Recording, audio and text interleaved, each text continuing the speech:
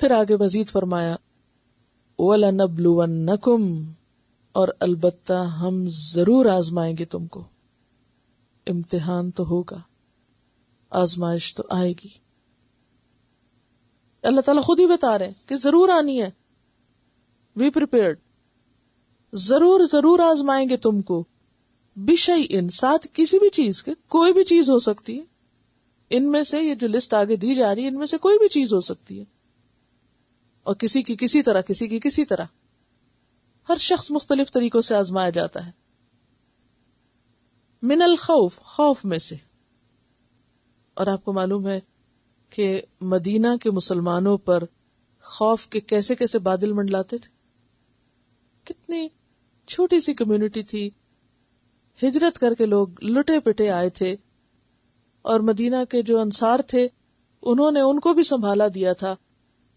اور پھر ساتھ جنگ بدر ہو رہی ہے، پھر جنگ احد ہو رہی ہے، اور اس کے بعد جنگ احزاب تک تو خوف کا ایسا حال تھا کہ قرآن پاک میں آتا ہے اس وقت سارے لوگ اکٹھے ہوئے کہ ہنالک ابتلی المؤمنون وزلزلوا زلزالا شدیدا،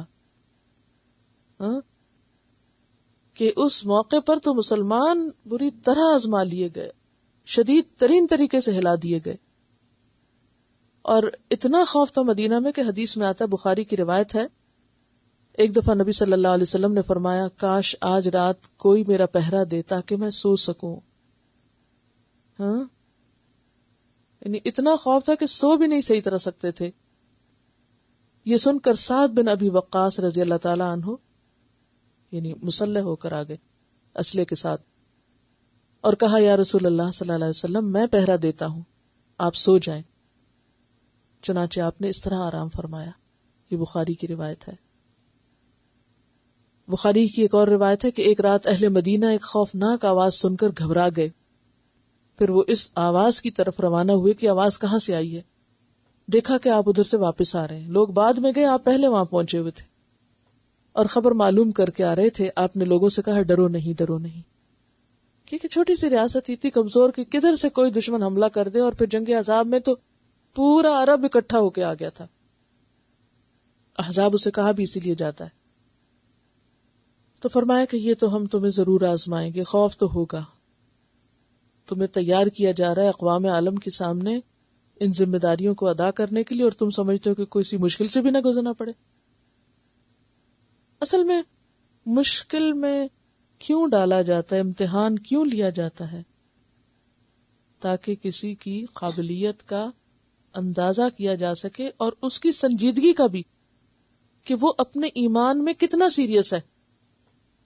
جیسے محبت میں آزمائش ہوتی ہے نا، تو اسی طرح ایمان میں بھی آزمائش ہوتی ہے. اس کا مطلب کیا ہے کہ کوئی شخص اپنے کام میں کتنا سیریس ہے. مثلا آپ لوگ یہاں پڑھنے آتے تو اگر کوئی شخص اس ڈر سے داخلہ نہ لے کے امتحان دینا پڑے گا تو اس کا کیا مطلب ہے کہ وہ سیریس نہیں ہے پڑھنے میں، نان سیریس ہے. وہ آزاد رہنا چاہتا ہے، ٹھیک ہے جب جی چاہے آئے، جب جی چاہے جائے. تو امتحان کا مقصد کیا ہے؟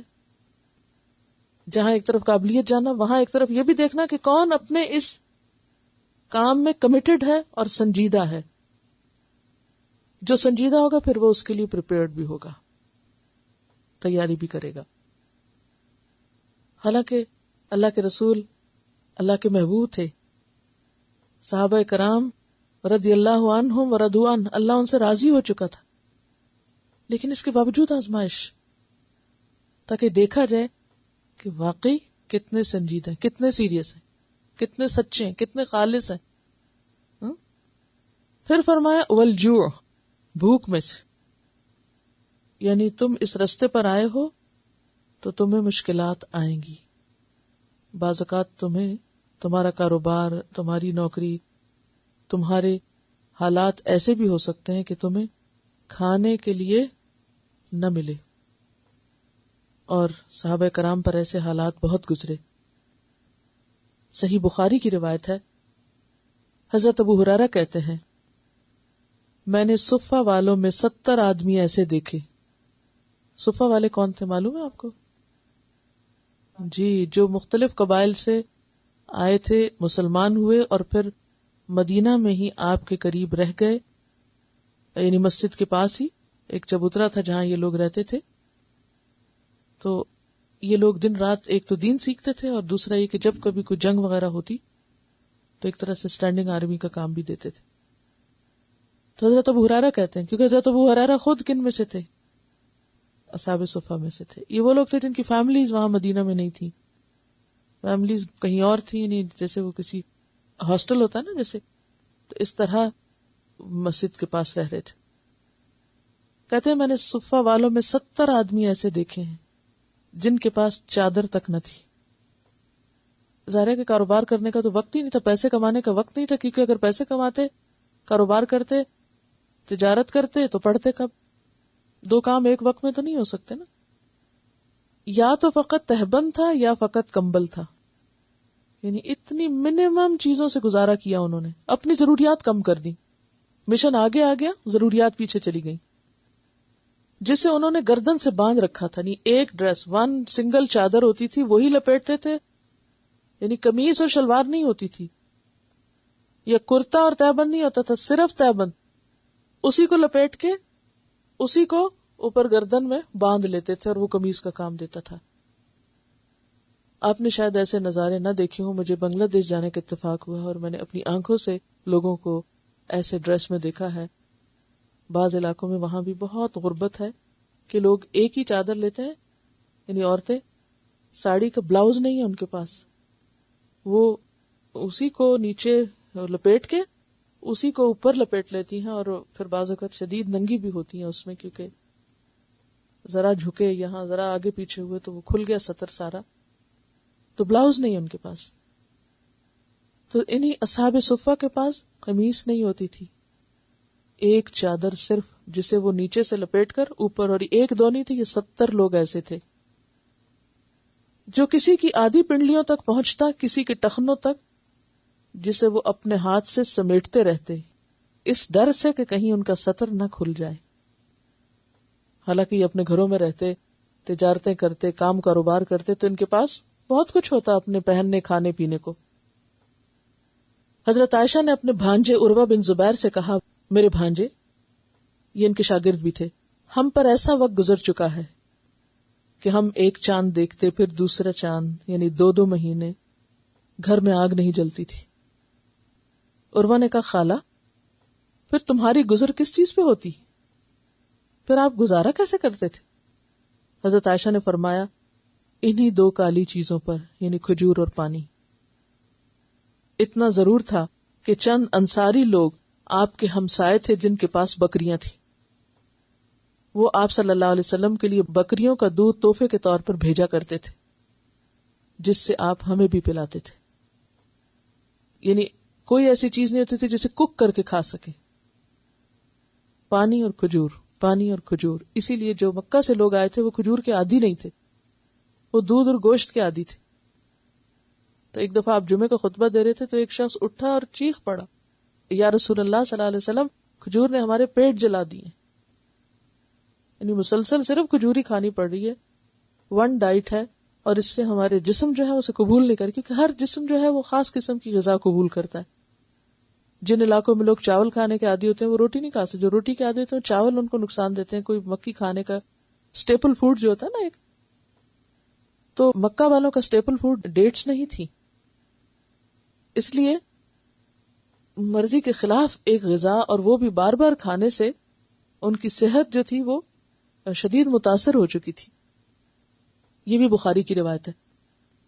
یہ ساری احادیث جو ہیں وہ اوتھینٹک اور صحیح احادیث ہیں، تاکہ کسی کو کوئی شک نہ ہو کہ شاید یہ من گھڑت قصے ہیں جو کہیں سے گھڑ کے سنائے جا رہے ہیں. حضرت ابو ہریرہ فرماتے ہیں کہ آپ کی آل پر، یعنی نبی صلی اللہ علیہ وسلم کے گھرانے پر آپ کی وفات تک ایسا وقت نہیں گزرا کہ انہوں نے مسلسل 3 دن تک پیٹ بھر کے کھانا کھایا. یعنی نبی صلی اللہ علیہ وسلم جب فوت ہو گئے اس وقت تک ان کے پاس کبھی ایسا نہیں ہوا کہ 3 دن کنزیکٹیو ایسے گزرے ہوں کہ آپ پیٹ بھر کے کھائے ہوں. تو یہ انہیں پہلے ہی وارننگ دے دی گئی کہ جس عظیم الشان کام کے لیے تم اٹھائے گئے ہو اس میں تمہیں بہت سی قربانیاں کرنی پڑیں گی. کیونکہ ایک چیز چھوڑے بغیر دوسری حاصل نہیں ہوتی، اور چونکہ ہمیں دنیا سے اتنی محبت ہے ہم دنیا چھوڑ نہیں سکتے، مشکل ہی ہے نا. لیکن جنہوں نے آخرت کا سودا کیا ان کے لیے پھر مشکل نہیں رہتی. اب دیکھیے ہم بھی اسی دین کے ماننے والے ہیں، لیکن ہم ایسی قربانیاں نہیں کر سکتے. کیوں نہیں کر سکتے؟ ایک تو اس طرح دین اترا نہیں، دوسرا یہ ہے کہ ہمیں ذمہ داری کا احساس بھی کوئی نہیں کہ یہ کوئی بڑی بات ہے. ہم سمجھتے ہیں اس سے کیا فرق پڑتا ہے، ٹھیک ہے کچھ لوگ کر لیں، کرتے ہیں تو ہم اسے اپنا کام نہیں سمجھتے نا، اور نہ سمجھتے ہم سے پوچھ ہوگی. لیکن صحابہ کرام کو یہ بات سمجھ آ چکی تھی، اس لیے انہوں نے گھر بھی چھوڑے، اور انہوں نے اچھے کھانے بھی چھوڑے، اور انہوں نے اپنی عادات اور اپنا وطن بھی چھوڑا. ان سب چیزوں کی ہجرت کی ایک طرح سے. ہم دنیا کے لیے ہجرت ضرور کر لیتے ہیں. آپ دیکھیں کہ بے شمار لوگ شوق سے ہجرت کرتے ہیں، امیگریشن کراتے ہیں، اپنا وطن، ملک، رشتہ دار، اپنے موسم، اپنی یادیں، اپنی کیا کچھ نہیں چھوڑتے. کس لیے چھوڑتے؟ دنیا کے لیے، بچوں کو اچھی ایجوکیشن مل جائے گی، اچھی زندگی، اچھی لائف. اس مقصد کے لیے بہت سے لوگ امیگرینٹس بننا پسند کرتے ہیں. لیکن نبی صلی اللہ علیہ وسلم اور آپ کے صحابہ کرام بھی مدینہ میں امیگرینٹس تھے. وہ بھی امیگریشن تھی ان کی، وہ مائگریشن. اور اس وقت آپ نے فرمایا تھا انما الاعمال بالنیات، اعمال کا دار و مدار نیت پر ہے. وانما لکل امرئ ما نوى، اور ہر شخص کو وہی ملے گا جس کی اس نے نیت کی ہوگی. فمن كانت ہجرته الى دنیا يصيبها او امرأة ينكحها وهجرته الى ما هاجر الیہ. کیا معنی ہے اس کا؟ کہ ہر شخص کو وہی ملے گا جس کی اس نے نیت کی ہوگی، جس نیت کے ساتھ مائگریشن کی ہوگی، گھر وطن چھوڑا ہوگا، اسی کا اس کو اجر ملے گا. اگر اس کی نیت دنیا پانے کے لیے ہے، فمن کانت ہجرتہ الی دنیا یصیبها. اب یصیبها یہاں کیا ہے؟ پالے اس کو. اب امرأۃ، یا کسی عورت کی خاطر اس نے ہجرت کی، ینکحها کہ اس سے شادی کرے، فہجرتہ الی ما ہاجر الیہ، تو اس کی ہجرت ویسی ہی لکھی جائے گی جس نیت کے ساتھ اس نے ہجرت کی، یعنی اس کو وہی ملے گا. دنیا کے لیے کی، دنیا مل گئی، نہیں ملی بس خلاص وہیں رہ گیا. شادی کے لیے کی، شادی ہو گئی، ٹھیک ہے بس مل گئی دنیا میں جو ملنا تھا. لیکن ایک اور نیت بھی ہے کہ دین کی خاطر، دین پھیلانے کی خاطر، دین کی تعلیم عام کرنے کے لیے. تو جو اس نیت کے ساتھ ہجرت کرے گا اس کی نیت پھر اس کے ساتھ کاؤنٹ ہوگی. تو صحابہ کرام جو ہجرت کر کے آئے تھے مدینہ، اور پھر اصحاب صفہ بعد میں ادھر سے ہر طرف سے آ کے مدینہ میں رہ رہے تھے، تو یہ ان کی بھی ہجرت تھی. اور چونکہ سب چھوڑ کر آئے تھے تو آپ سب اچھی طرح جانتے ہیں کہ جب آپ سب کچھ چھوڑ کے کسی نئے ملک میں جاتے ہیں تو پھر کیا ہوتا ہے، معلوم ہے نا. جتنا کچھ بھی آپ کے پاس پیچھے ہو، لیکن آنے کے بعد کچھ دن تلخ گزرتے ہیں نا، کیونکہ انسان کو نئے حالات اور نئی چیزوں کا پتہ ہی نہیں ہوتا، کچھ سمجھ ہی نہیں آتی.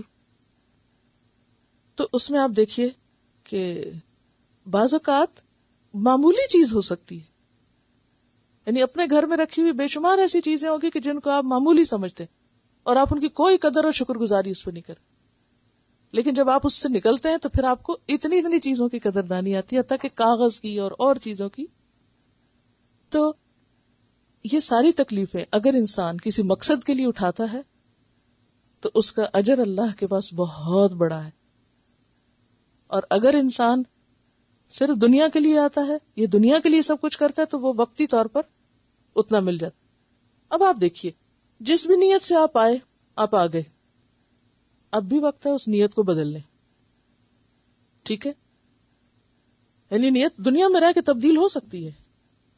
چلنے سے پہلے اگر نہیں بھی تو اب کر لیں کہ اب اگر ہم یہاں رہ رہے ہیں تو اب ہم ایک مقصد کے لیے رہیں گے. اور وہ مقصد کیا ہے؟ کہ ہمارے ارد گرد اللہ کے پیارے بندے جو رہ رہے ہیں، جو لا علمی میں زندگی گزار رہے ہیں، ان کے لیے کچھ کریں گے. اور اس کے لیے دل میں تڑپ اور ہمدردی لانا ضروری ہے. ہمدردی انسانوں کی لانا بے حد ضروری ہے. اور خیر خواہی اور یک طرفہ خیر خواہی ہوئی، کچھ بھی کریں لیکن آپ کی خیر خواہی، تب جا کے آپ میسج کنوے کر سکتے ہیں. اور اس کے لیے انسان پھر جب تڑپتا ہے نا پھر دعائیں بھی مانگتا ہے. پھر انسان کہتی ہے اللہ مجھے تو طریقہ نہیں آتا، میں تو انتہائی جاہل ہوں، اللہ تو سکھا دے، اللہ تو مجھے طریقہ بتا دے، تو میرا راستہ کھول دے. میں نہیں جانتی، اور واقعی ہم میں سے کوئی نہیں جانتا، لیکن اگر ہم مانگتے رہیں گے نا تو آپ دیکھیں گے کہ کچھ عرصے کے بعد خود بخود اللہ تعالیٰ گود میں لا ڈالے گا کہ چلو اب کرو.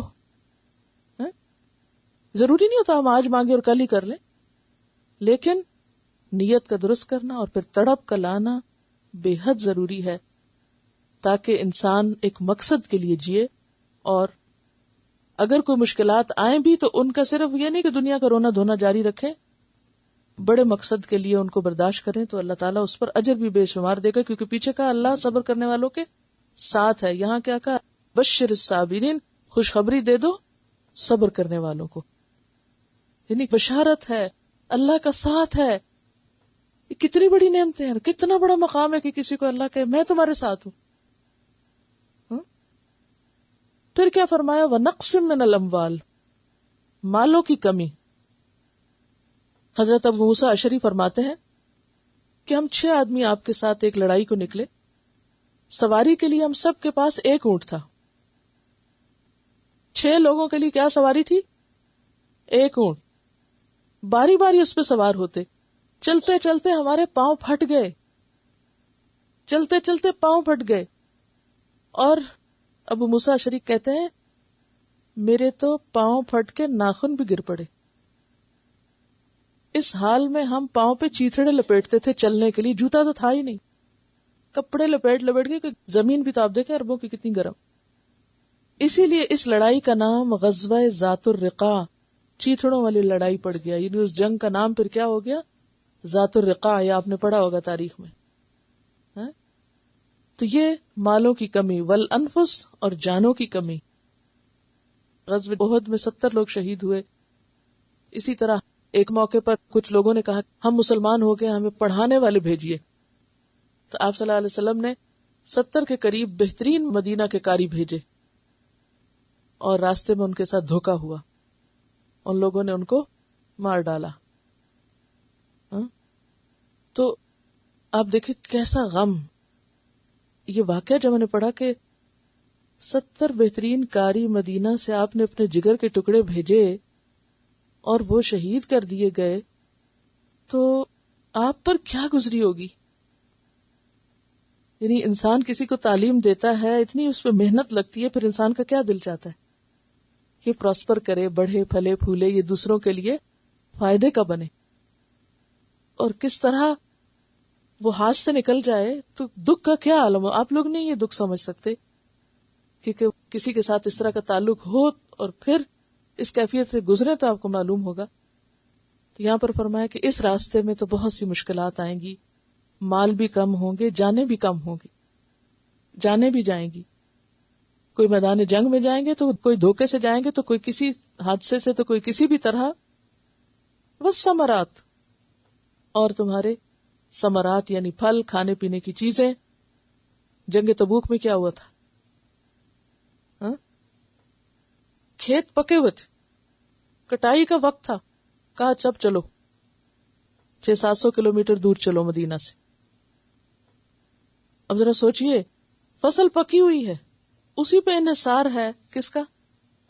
آگے روزی روٹی کا، اور کہا چھوڑو اس کو اور چلو. کتنا مشکل کام ہے، کتنی مشکل مرحلہ ہو سکتا ہے.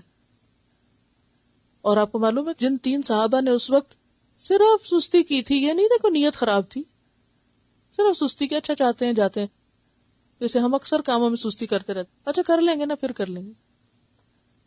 تو ان کے ساتھ پھر کیا ہوا تھا آپ انشاءاللہ آگے پڑھیں گے کہ ان کے ساتھ بائیکاٹ کیا گیا تھا. یعنی اتنی شدید ناراضگی کا نبی صلی اللہ علیہ وسلم نے ان سے اظہار کیا تھا کہ تم نے سستی کی اپنے فرض اور مشن کی ادائیگی میں. تو یہاں پر کیا ہے کہ ان سب چیزوں کی کمی تو ہوگی. پھر اسی طرح آپ دیکھیں کہ ایک حدیث میں آتا ہے، یہ بھی بخاری کی روایت ہے، جابر بن عبداللہ انصاری کہتے ہیں کہ آپ نے ایک لشکر سمندر کے کنارے بھیجا جس میں 300 آدمی تھے. ابو عبیدہ بن جراح سردار تھے. ہمارا راشن ختم ہو گیا. ابو عبیدہ نے حکم دیا سب لوگ اپنا اپنا بچا ہوا راشن ایک جگہ جمع کریں. یہ راشن کھجور کے 2 تھیلے تھے. 300 لوگ تھے اور کھجور کے 2 تھیلے. ابو عبیدہ اس سے تھوڑا تھوڑا کھانے کو دیتے، وہ بھی ختم ہو گیا تو ہمیں روزانہ صرف 1 کھجور کھانے کو ملتی. واہب نے جابر سے پوچھا بھلا 1 کھجور سے کیا بنتا ہوگا؟ جابر کہنے لگے وہ 1 کھجور بھی غنیمت تھی، جب وہ بھی نہ رہی تو ہمیں اس کی قدر معلوم ہوئی. پھر ہم سمندر پہ پہنچے تو کیا دیکھتے ہیں کہ ایک بہت بڑی مچھلی ٹیلے کی طرح پڑی ہے. سارا لشکر 18 دن اس کا گوشت کھاتا رہا. جب ہم چلنے لگے تو ابو عبیدہ نے حکم دیا کہ اس کی 2 پسلیاں کھڑی کی جائیں. وہ اتنی اونچی تھی کہ اونٹ پر کجاوا کسا گیا تو وہ اس کے نیچے سے نکل گیا. یعنی اتنی بڑی مچھلی تھی وہ، جس کو پورا لشکر پہ 18 دن. یعنی اللہ تعالیٰ ایسے موقع بھی پھر لاتا ہے کہ اپنے بندوں کو رزق دیتا ہے.